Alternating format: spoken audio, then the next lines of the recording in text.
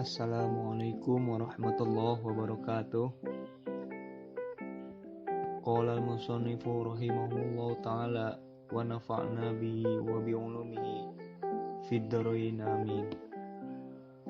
Sebelum kita membahas dalam pembahasan apa itu kalam dan di dalamnya yang terdapat isim, fi'il dan huruf, kita harus mengetahui terlebih dahulu apa itu pengertian nahwu, tujuan dan faedah serta hukum mempelajarinya. Dalam kitab Al-Kawakib Ad-Dariyah, nahwu itu adalah ilmu yang membahas pokok-pokok isim, fi'il, huruf, macam-macam i'rab, awamil, tawabi dan lain sebagainya. Yang dengan ilmu itu tersebut dapat diketahui keadaan-keadaan akhir kalimat, baik secara i'rab maupun mabni.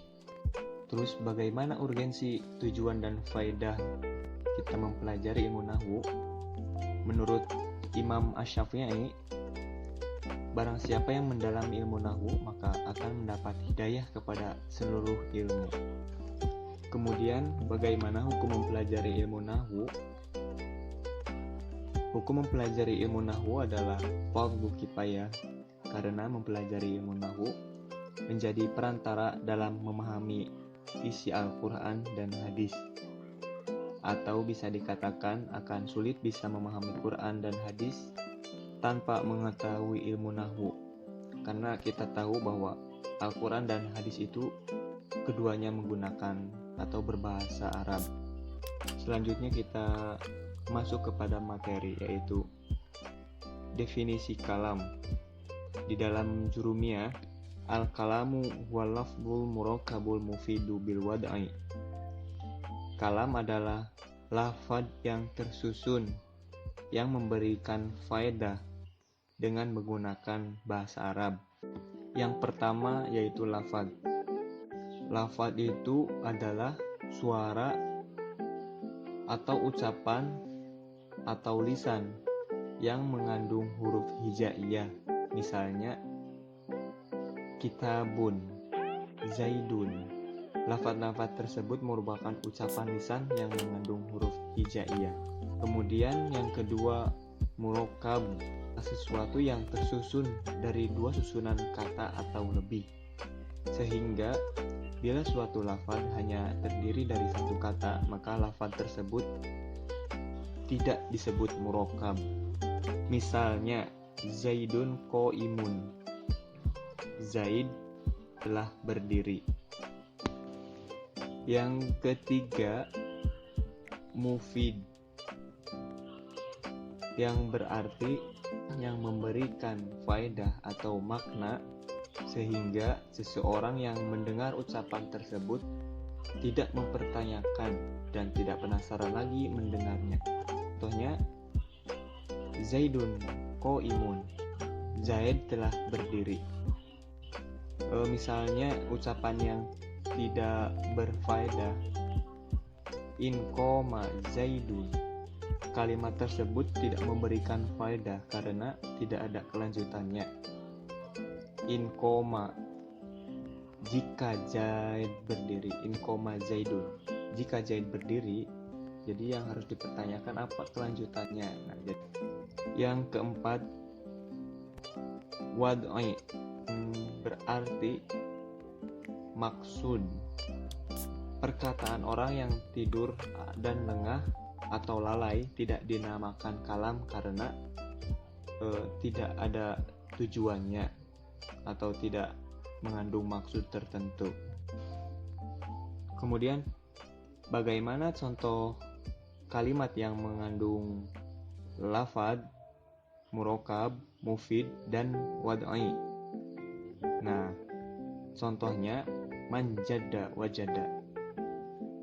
Jadi tidak ada yang perlu dipertanyakan lagi karena kalimat tersebut sudah lengkap dan jelas maksud dan tujuannya. Kemudian macam-macam kalam itu ada 3. Yang pertama isim, fa'il, dan huruf. Isim dalam kitab Jurumiyah huwa kalimatu dallat ala makna fi nafsiha walam tuksaron bizamani wa doa. Isim adalah kata yang menunjukkan terhadap makna yang ada pada dirinya tanpa dibarengi dengan penempatan waktu.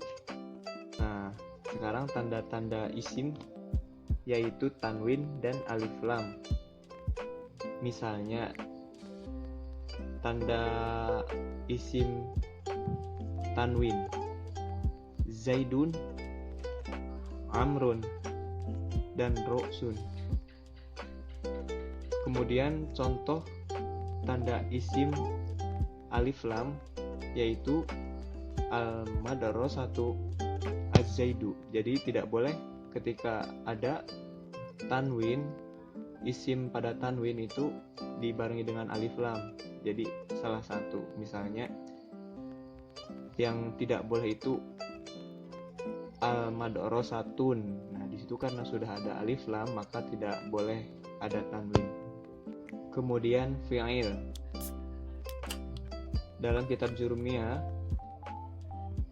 huwa kalimatun dallat ala makna fi nafsiha waqturinat bizamani wa doa. Kalimat yang menunjukkan terhadap makna yang ada pada dirinya dan juga dibarengi dengan penempatan waktu. Fi'il sendiri dibagi menjadi 3, yaitu fi'il madhi, fi'il mudhari, dan fi'il amar. Fi'il madhi yaitu makna yang menunjukkan atau pekerjaan yang menunjukkan makna yang sudah berlalu. Misalnya, koma, telah berdiri. Fi'il mudhari, sebuah pekerjaan yang menunjukkan makna yang sedang berlangsung atau akan berlangsung. Misalnya yakumu. Terus fi'il amr yang berarti makna yang belum terjadi dan baru akan dilaksanakan. Nah, biasanya identik dengan sebuah perintah. Misalnya kum. Terus kemudian contoh dalam Al-Quran sendiri banyak sekali. Nah, saya mengambil dari surat Al-Fatihah. Yang pertama fi'il madhi, contohnya syuratal ladzina an'amta 'alaihim ghairil maghdubi 'alaihim waladdallin. Di situ terdapat kata an'amta yang identik dengan fi'il madhi. Kemudian fi'il mudhari, iyyaka na'budu wa iyyaka nasta'in. Di situ ada kata na'budu. Terus kemudian fi'il amr di dalam surat Al-Fatihah, misalnya ihdinas siratal mustaqim. Ihdi, di situ fi'il amr karena menunjukkan sebuah perintah. Kesimpulannya, kalam itu adalah lafaz yang tersusun yang memberikan faedah dengan menggunakan bahasa Arab. Kalam sendiri itu dibagi menjadi 3, yaitu isim, fa'il, dan huruf. Isim itu adalah kata yang menunjukkan makna yang ada pada dirinya tanpa dibarengi dengan penempatan waktu. Sedangkan fi'il itu adalah kalimat yang menunjukkan terhadap makna yang ada pada dirinya serta diikuti dengan penempatan waktu. Kemudian huruf adalah kalimat yang menunjukkan terhadap makna selainnya. Contohnya fi, ba, kaf, lam, wawu, hal. Nah, itu huruf. Sekarang tugas dari saya yaitu kalian mencari contoh bentuk kalimat isim, fa'il di dalam Quran surat Ad-Duha. Dikumpulkan minggu depan. Dari saya kurang lebihnya mohon maaf. Wallahul muwafiq ila aqwamit thoriq. Wassalamualaikum warahmatullahi wabarakatuh.